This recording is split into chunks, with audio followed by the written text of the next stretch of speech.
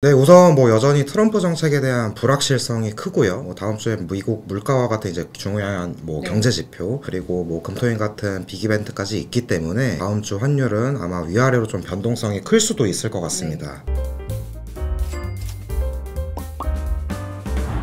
안녕하세요. 자본시장 영업부 이현주입니다. 네, 안녕하세요. 이코노미스트 이민혁입니다. 오늘도 똑똑한 환율 이야기, 환율 똑똑 시작해볼까요? 이번 주는 사실 환율이 갑자기 큰 폭으로 하락했을 때가 있었잖아요. 네. 그리고 트럼프 이슈나 아니면 국민연금 환해지 얘기들도 뉴스에서 많이 보이는 것 같은데 네네. 이 부분에 대해서 한번 짚어주면서 간략하게 설명을 부탁드려도 될까요? 저도 사실 좀 깜짝 놀랐는데 월요일 저녁이었죠. 맞아요. 저도 이제 퇴근하고 잠들기 전에 잠깐 이제 휴대폰을 켰는데 환율이 갑자기 10원 이상 떨어져 맞아요. 있더라고요. 놀랐어요. 네. 그 이유는 다들 아시다시피 외신에서 트럼프 행정부가 선별적인 관세를 부과하려고 이렇게 준비 중이다. 이런 소식이 나오면서 월요일 야간 장중에만 거의 10원 가까이 빠진 것 같아요. 사실 최근 시장에서 가장 우려하던 게 트럼프의 관세 정책이었는데 그 관세 대상을 전 세계 모든 품목이 아닌 일부 품목으로 한정하겠다. 이렇게 소식이 나오면서 시장의 우려도 다소 누그러들었고요. 그래서 환율도 좀 큰 폭 내려앉은 것 같아요. 그리고 그 다음 날에는 이제 국민연금의 환해치로 추정되는 이제 물량이 대거 쏟아지면서 환율이 한때 1,440원대 초반까지도 떨어진 것 같습니다. 그럼 정리하자면 그동안 조금 잠잠했던 트럼프 이슈가 다시 존재감을 드러냈다. 네네. 그래서 시장에 영향을 미쳤는데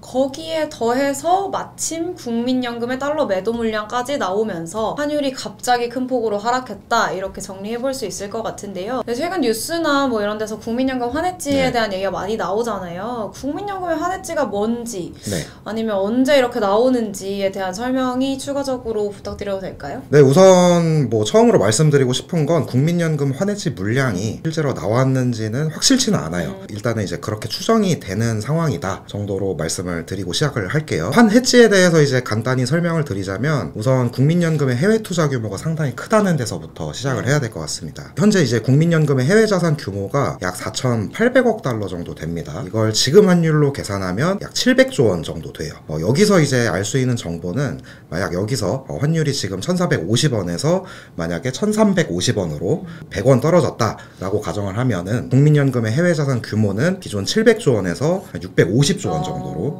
50조 원이나 이제 감소하는 거거든요. 그러니까 이제 국민연금의 해외 투자 실적은 환율 변동에 상당히 크게 노출되어 있다 정도로 우선 이해를 하시면 될 것 같아요. 그리고 이제 여기서 혹시나 이제 환율이 크게 변할 때, 그러니까 앞으로 환율이 크게 내려갈 때를 대비해서 소위 환해치 전략, 줄여서 이제 환해치라고 하는데, 환해치는 이제 쉽게 말씀드려서 달러를 정해진 가격에 미리 판다 정도로만 이해를 하시면 될 것 같아요. 쉽게 예를 들어서 설명드리자면 만약 지금 환율이 1,450원인데 1년 뒤에는 더 내려갈 것으로 예상이 된다면 지금 1,450원 가격에 달러를 미리 파는 그런 계약을 체결을 하는 거죠. 이렇게 높은 환율로 미리 달러를 팔게 되면은 나중에 환율이 내려가더라도 그만큼 이제 손해를 덜 보게 되는 거겠죠. 즉 일종의 이제 보험을 드는 것과 비슷한 맥락에서 환해치를 하는 것이라고 보면 될 것 같습니다.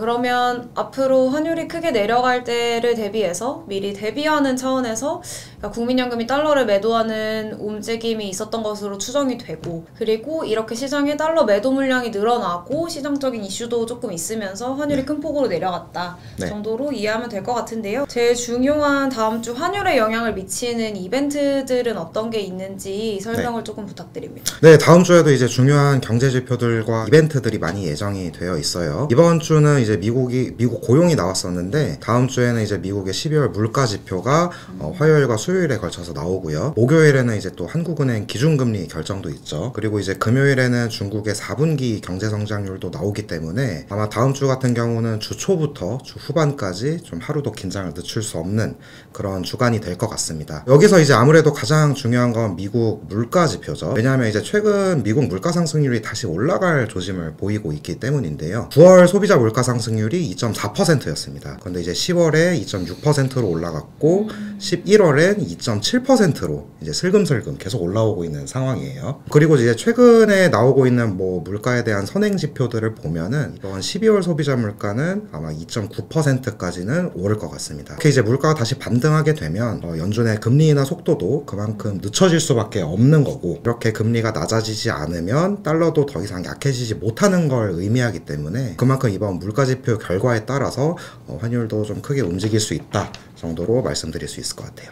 그러면 한국은행 기준금리나 이제 중국의 4분기 경제 성장률보다는 미국의 물가지표 발표가 조금 달러 환율에 더 영향을 미칠 것 같다. 그래서 거기에 주목하시는 것이 좋겠다라고 다음 주는 조금 정리해보면 될 것 같은데요. 그럼 제일 중요한 다음 주 전망이나 아니면 레인지 정도 한번 부탁드려도 될까요? 네, 우선 뭐 여전히 트럼프 정책에 대한 불확실성이 크고요. 뭐 다음 주에 미국 물가와 같은 이제 중요한 뭐 경제 지표, 그리고 뭐 금토일 같은 빅 이벤트까지 있기 때문에 다음 주 환율 아마 위아래로 좀 변동성이 클 수도 있을 것 같습니다. 또 뭐 최근 보면 트럼프의 뭐 비상사태 선포 검토 소식 이런 걸 비롯해서 다시 관세에 대한 우려가 또 커지고 있고 달러도 여전히 강하거든요. 그런데 만약 여기서 이제 미국의 물가지표까지 시장 예상보다 더 높게 나온다면 환율이 다시 튈 가능성도 충분히 있다라고 생각이 됩니다. 다만 이제 다음 주 같은 경우도 이번 주처럼 국민연금 환해치와 같은 이벤트가 또다시 발생할 수 있기 때문에 이런 부분까지 고려하면 환율이 또 갑자기 아래쪽으로 방향을 틀 가능성도 배제할 수는 없을 것 같아요. 그만큼 이제 전망의 불확실성이 상당히 큰 상태라고 말씀드릴 수 있겠고, 따라서 다음 주 달러원 환율 레인지는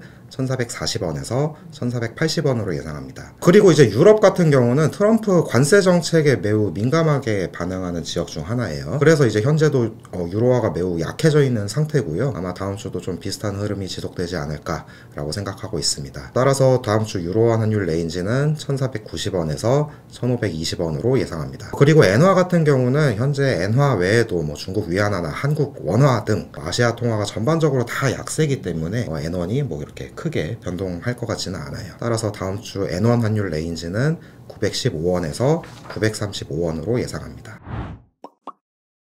이상으로 똑똑한 환율 이야기 환율 톡톡이었습니다. 감사합니다.